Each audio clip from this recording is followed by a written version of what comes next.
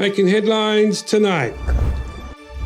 The second Minister of Foreign Affairs of Brunei, Dada Iwan Perhan Yusof, has reiterated Brunei's full support to Cambodia's ASEAN chairmanship in steering ASEAN through many monumental world challenges today. He relayed this message during a virtual meeting with the Cambodian Foreign Minister, Deputy Prime Minister Prak Sokhonn. The Minister of Foreign Affairs and ASEAN Special Envoy Deputy Prime Minister Prak Sokhonn delivered a virtual keynote addressing providing an update on ASEAN efforts in Myanmar. US President Joe Biden released a video saying he was doing well after he has tested positive for COVID-19. And finally, San Diego Comic-Con opened its doors to the public after a coronavirus pandemic forced its cancellation for the previous 2 years. This is the Daily Roundup here on EAC News Channel. A very good evening to you. I'm Anthony Ellis. The second Minister of Foreign Affairs of Brunei Darussalam, Dato' Iwan Perhan Yusof, was reiterated Brunei's full support of Cambodia's ASEAN chairmanship in steering ASEAN through many monumental world challenges today. The Brunei's second Minister of Foreign Affairs relayed this message during a virtual meeting with Cambodian Foreign Minister Deputy Prime Minister Prak Sokhonn on Thursday the 21st of July. EAC News reporter Darshana Guchin has the details.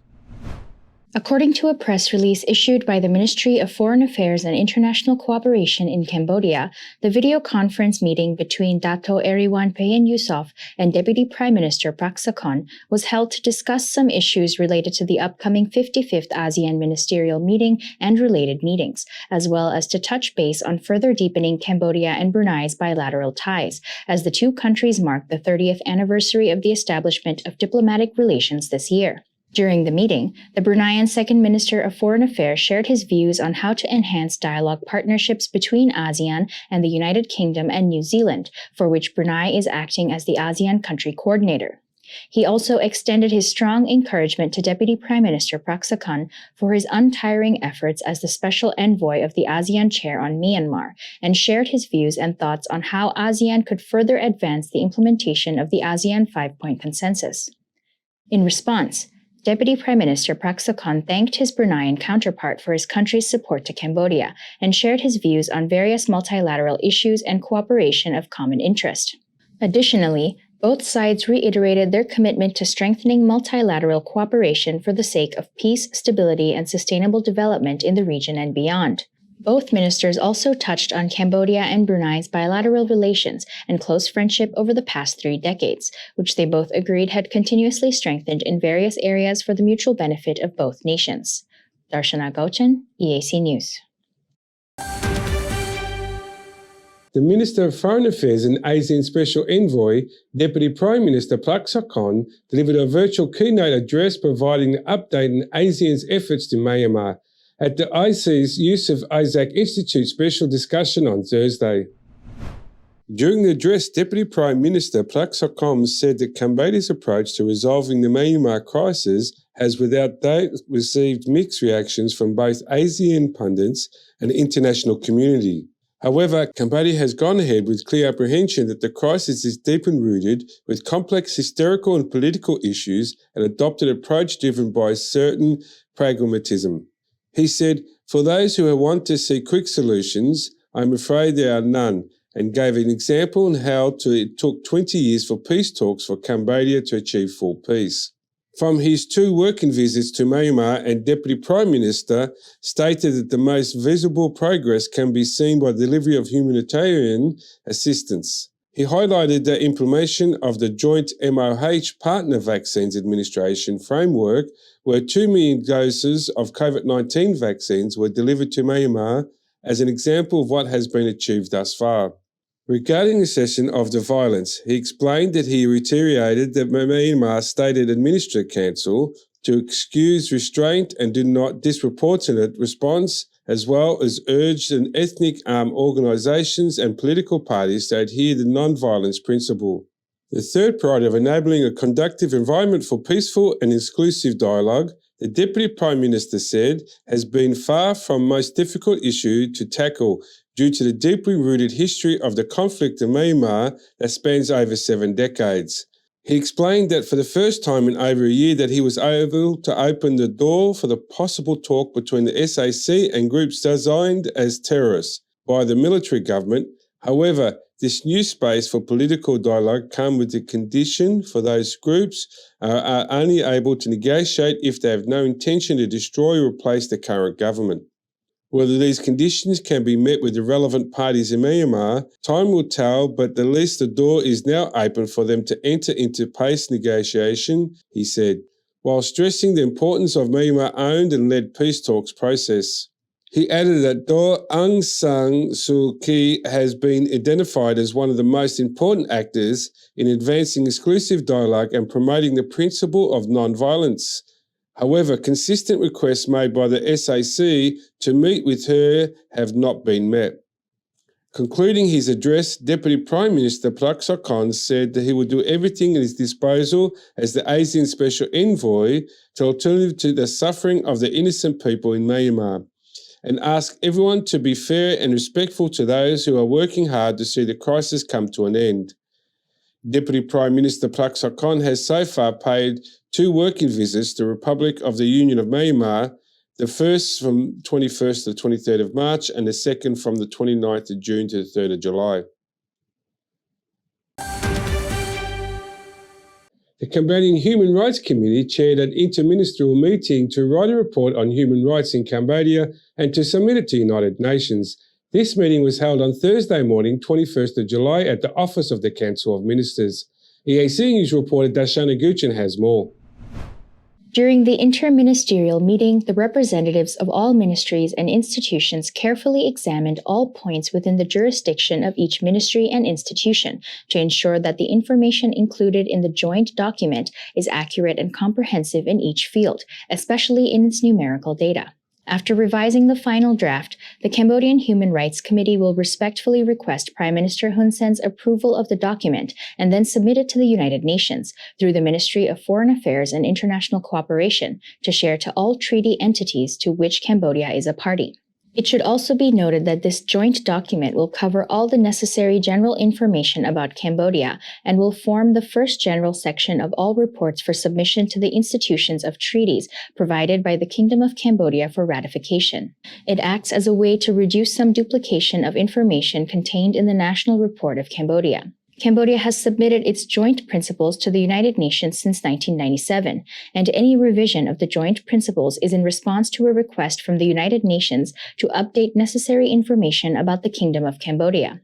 The document focuses on 3 main points: general information about the Kingdom of Cambodia related to all treaties, including information on the geographic, demographic, economic, social, cultural, constitutional, political, and legal structures of the state, the general jurisdiction framework for the protection of human rights, and non-discrimination and resolution.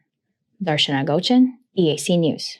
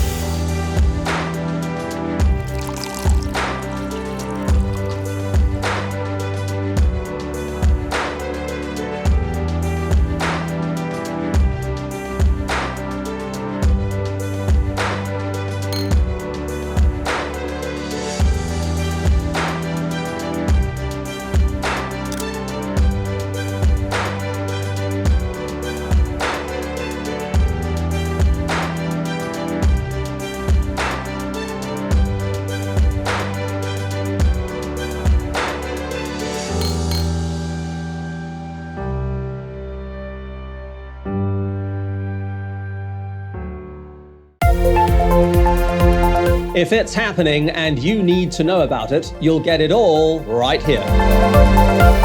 EAC News brings you updates and breaking news in English across all of our platforms and channels. The EAC News app, YouTube, Facebook, Telegram, Twitter, and our website www.eacnews.asia. Join me and the rest of the EAC News team every day on your favorite channels.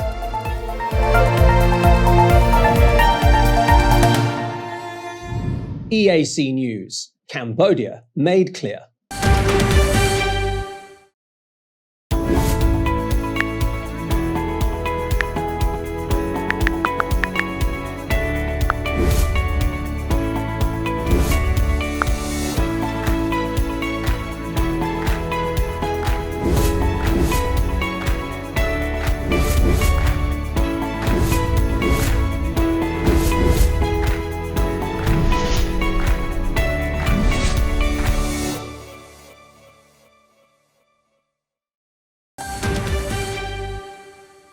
US President Joe Biden said he was doing well in a video released by the White House Thursday the 21st of July after he was tested positive for COVID.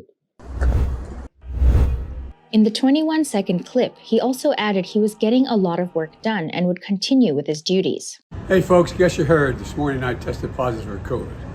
But I've been double vaccinated, double boosted, symptoms are mild, and I really appreciate your inquiries and your concerns. But I'm doing well. I'm getting a lot of work done. I'm going to continue to get it done. And in the meantime, thanks for your concern and keep the faith. It's going to be okay.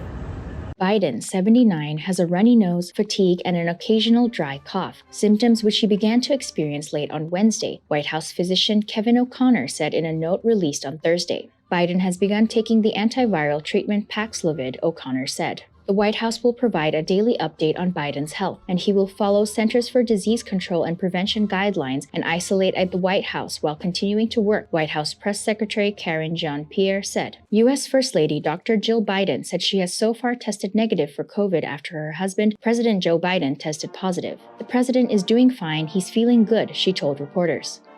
Joe Biden is the oldest person ever to serve as president for the United States. Experts like Dr. Citronberg worry about COVID-19's lasting impact, particularly with older Americans. The older you are, the more likely you are to have chronic illnesses that can complicate the effects of COVID, said Dr. Citronberg. That can certainly be a problem, especially in older people, things like brain fog, difficulty concentrating, and a whole host of other complications that can occur down the line from COVID. RT News reported U.S. President Joe Biden had announced to the press on Wednesday that he has cancer, although it is unclear whether he misspoke. Speaking at an event on climate change in Massachusetts, the president claimed that pollution in his home state of Delaware caused his illness. You had to put on your windshield wipers to get literally the oil slick off the window, Biden said of the pollution near his childhood home, before adding, "That's why I and so damn many other people I grew up with have cancer." Washington moved quickly to play down another apparent blunder at the mic by Joe Biden, explaining that the president was referring to a diagnosis before he took office. White House spokesperson Andrew Bates confirmed non-melanoma skin cancers were removed and remedied.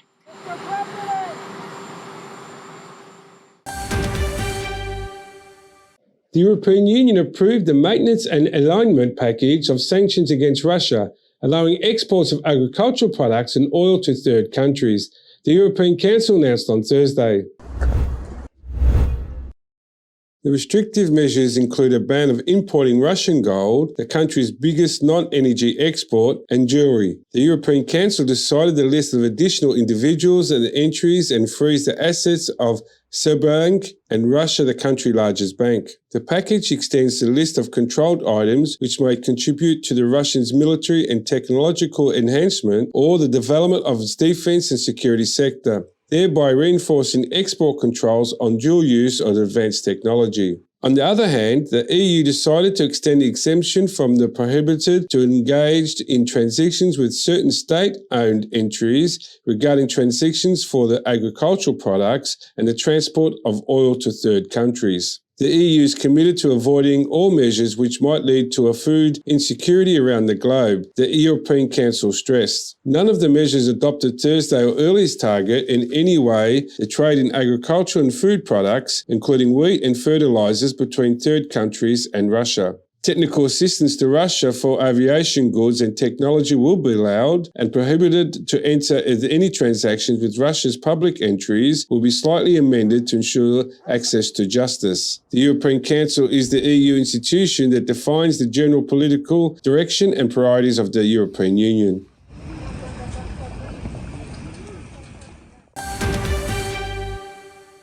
Let's have a look at today's finance. The CXX index is currently 477.59 points, up 0.28 points or 0.06%. The National Bank of Cambodian daily exchange rate is 4,095 real to the US dollar. Now let's have a look what else is happening in finance around the world.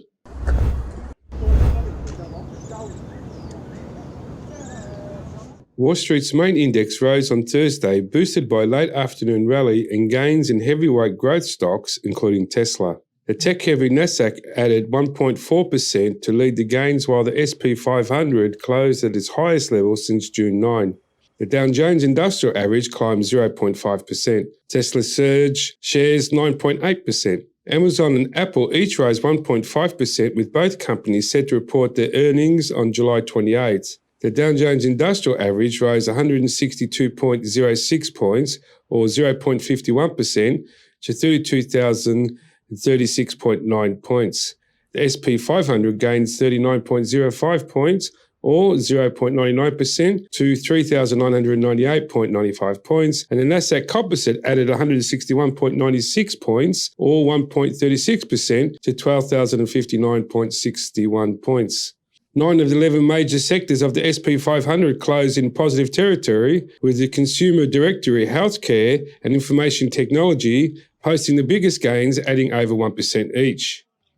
Falling oil prices hit an SP 500 energy sector, which tumbled 1.7% to lead declines across the sectors. Bitcoin is steady at $23,153.75. That's the latest news on finance today. Tune in tomorrow.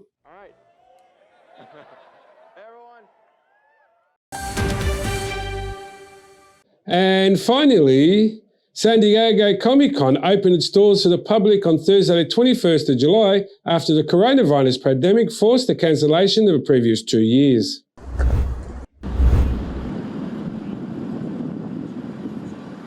Visitors to the convention were required to show proof of vaccination or a negative COVID-19 test to enter. Corey Crowell, 28, from Los Angeles, who was in costume as Marvel villain Kang the Conqueror, said he was excited but also a bit wary.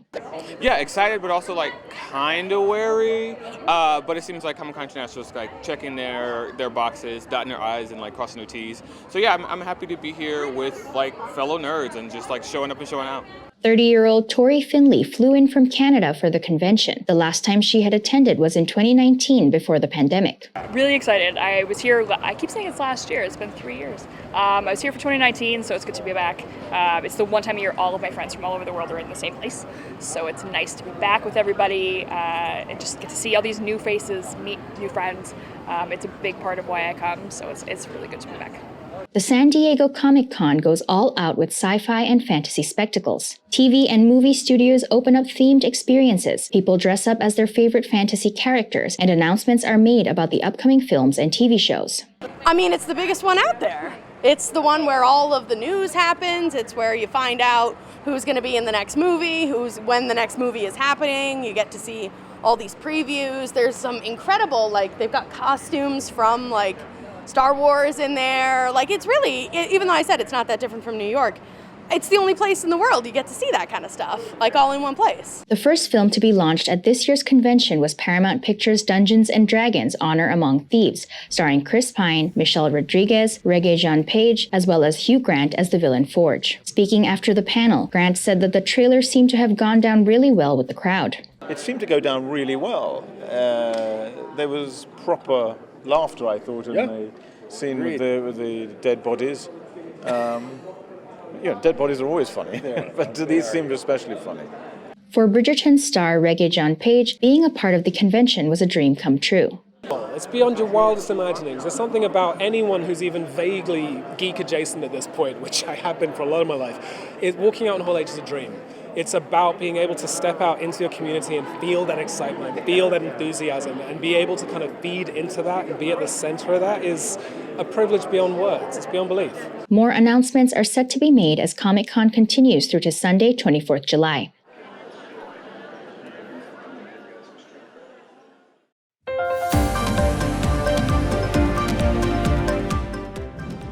Thank you for watching the Daily Roundup here on the EAC News Channel. For more breaking news and updates, check our website, eacnews.asia, or search EAC News on Telegram, Smart TV, or your favourite app store. More from the EAC News team tomorrow night at 8 p.m. We'll see you then.